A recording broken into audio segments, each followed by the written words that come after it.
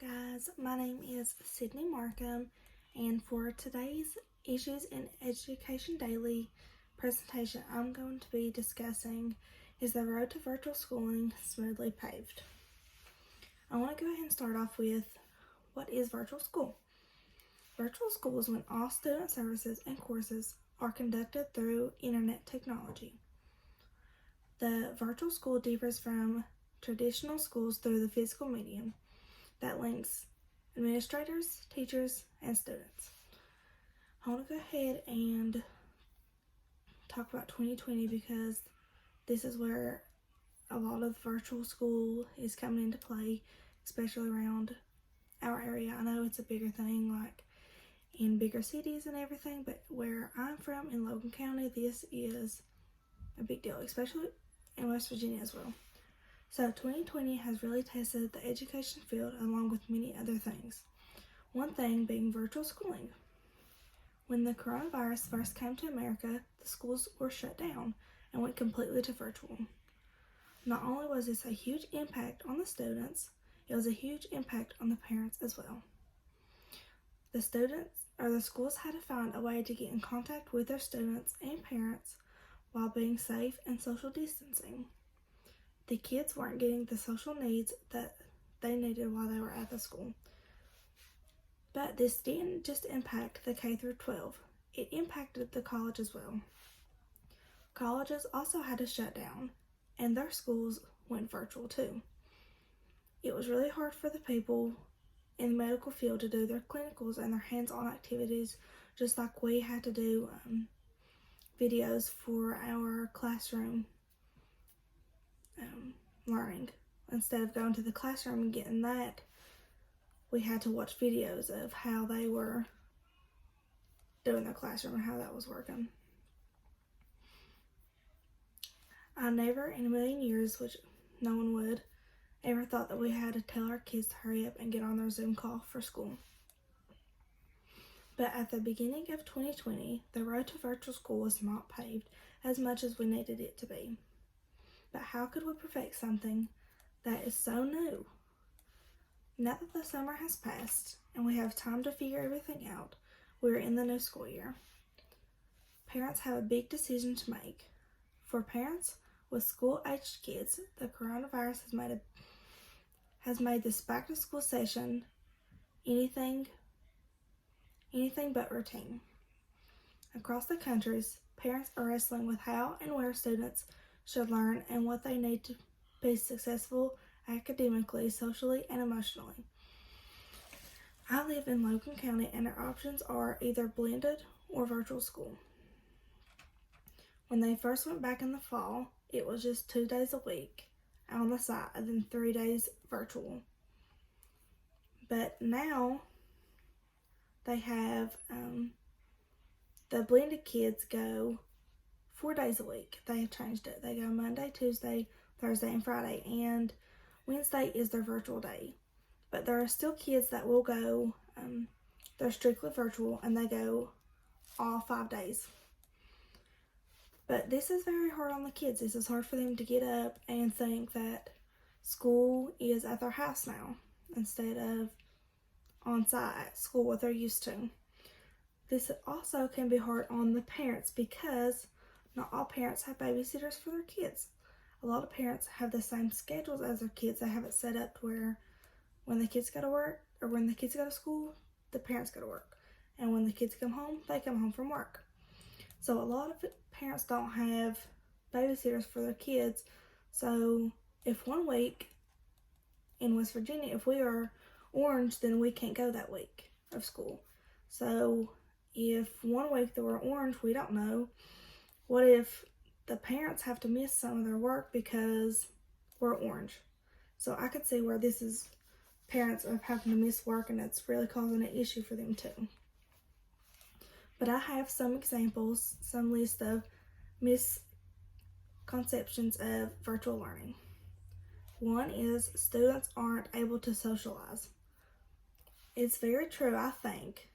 They're not being able to talk like they normally are in school. Students and teachers are lazy.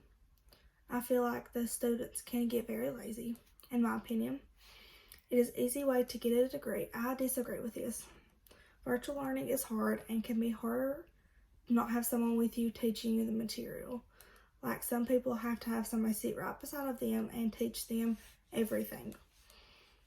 Only college students are successful. That is not true with virtual learning. I also have some pros. Here's some pros. Students have the opportunity to self-pace their learning. I really think that this is good because some people can't sit and learn fast. It takes time for people, so I think that virtual learning is good for them to set their own pace. Preparation for future jobs is another one. You will have to know technology for pretty much every job. So in the future, you will have to know how to work the computers that are at the work or whatever technology that they have at work. So it is good for them to go ahead and learn young. It also allows time to learn without the distractions of the actual classroom. So distractions in the classroom can be hard for some kids because they focus on that instead of their work. Some cons are motivation. I have seen a lot of kids not be motivated to do their work. For example, I babysit 2 little girls and their mommy is a teacher. So when she goes to work, if they have virtual school, I have them. And the little one is only 4, so she doesn't understand that she has to sit on her computer for at least 20-30 minutes a day and do her Zoom call.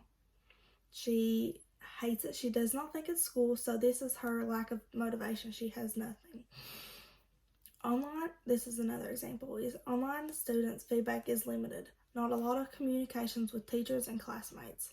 You don't get the regular talks and relationships that you're having with the teachers online. E-learning can cause social isolation. It's not normal for these kids to sit on this computer and not get that connection. A big con is cheating. It is very easy for a kid to get online and look up anything and cheat their way through school. So, for me, virtual learning is the best way for me and my busy schedule. I live 2 hours away from Concord, so being able to still attend Concord and doing it online is very amazing. For someone who has a busy schedule, virtual learning is the best way to go. You get to set your own pace, which I love because you get to choose when to do your homework. And also, I don't have any classes that are mandatory for me to get on Zooms. So it's another plus because I don't have to be in or on a class at a certain time. I can still go to work, and then when I come home, I can sit down and I can do my homework and not have to worry about getting on a Zoom call. So the question that I had was, is the road to virtual schooling smoothly paved? Honestly, I believe that it is. I think that this year has really improved the technology for the classrooms. The road to the future of education in America is likely to lead to hybridization to face-to-face and online teaching and learning, but it should come across slowly and cautiously. In the book, it says that we should not underestimate the pace at which things can change when technology takes hold. Honestly, technology has grown so much, and I agree with that, what it says in the book. Just in a year, technology has changed education so much. You can just get online and your school's right there, instead of getting up 5 days a week, going to school 8 hours a day. The little girl that I watch, or the oldest one that I have, she does Zooms 3 times a day. That's it. So she's on there for 3 hours instead of 8 hours compared. So I think with technology taking hold of this situation, I think that it's impacted. It is smoothly paved. From the beginning of the year to now, I think that it has changed everything. So I agree with virtual schooling being smoothly paved. Thank you guys for listening.